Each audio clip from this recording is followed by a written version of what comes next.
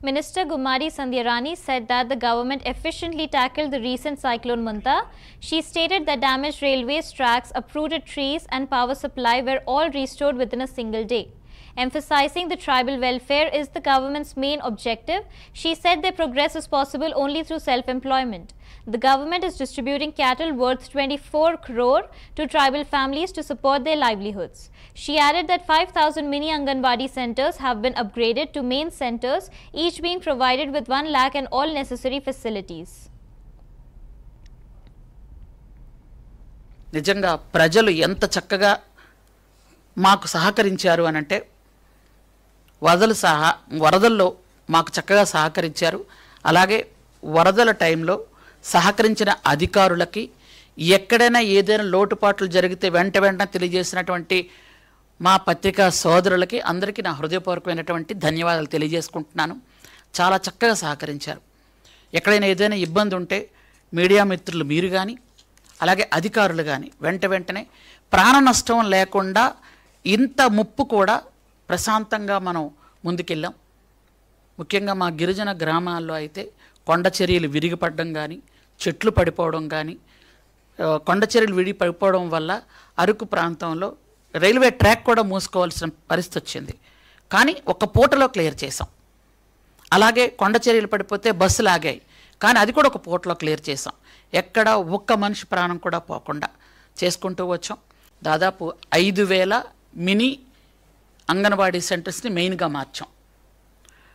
అక్కడ ఉన్నటువంటి సింగిల్ ఉమెన్తో చేసుకుంటే వెళ్ళేవాళ్ళం, సింగిల్ వర్కర్తో. ఇప్పుడు అక్కడ టీచరు ఆయా 2 కూడా చేసుకుంటూ వెళ్తాం. కాబట్టి అక్కడ సాక్ష్యం అంగన్వాడీస్ అని ఏవైతే మన రాష్ట్రంలో ఉన్నాయో సాక్ష్యం అంగన్వాడీస్ అన్నిటికి కూడా ఒక్కొక్క ₹1,00,000 ఇస్తూ దాంతో ఒక టీవీ, అక్కడ ఫర్నిచరు, అక్కడ వాటర్ ప్లాంటు, ఒక టాయిలెట్ ఇవన్నీ కూడా ఏర్పాటు చేయాలనుకున్నాం. దానిలో భాగంగా కొన్ని స్కూల్స్కి ఆల్రెడీ ₹20,000 కూడా విడుదల చేయడం కూడా జరిగింది. అలాగే కొత్త టీవీలు కూడా కొనడం కూడా జరిగింది. ఆ టీవీలు కూడా ఇస్తున్నాం.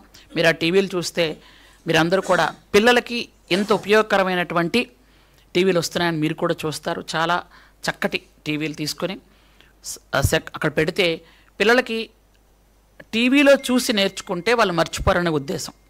కాబట్టి వాళ్ళకి పాటలు కానీ పద్యాలు కానీ గుడ్ టచ్ బ్యాడ్ టచ్ కానీ నేర్పడం పిల్లలకి. అలాగే పౌష్టికాహారం తీసుకుంటే ఏ విధంగా ఉంటారు పిల్లలు అని దానిలో చూపించడం, పౌష్టికాహారం లేమితో ఉంటే ఏ విధంగా ఉంటారు అని ఎనిమిగ్గా ఉన్న పిల్లలు చూపించడం, ఇట్లాంటివన్నీ కూడా సీడీస్ తయారు చేసి మనం అంగన్వాడీ సెంటర్స్ కూడా ఇస్తున్నాము. కాబట్టి అవి కూడా పిల్లలకి చూసి నేర్చుకుంటే, వినే కంటే చూసి నేర్చుకుంటే బాగుంటుందని ఇది కూడా ఒక దీనిగా వెళ్తుంది. ఏ ట్రైకార్ లోన్లు ఇవ్వక ఉండిపోయినటువంటి చాలా ఇబ్బంది పడినటువంటి గిరిజనులు ఎక్కడైతే ఉన్నారో మీ అందరికి కూడా తెలుసు.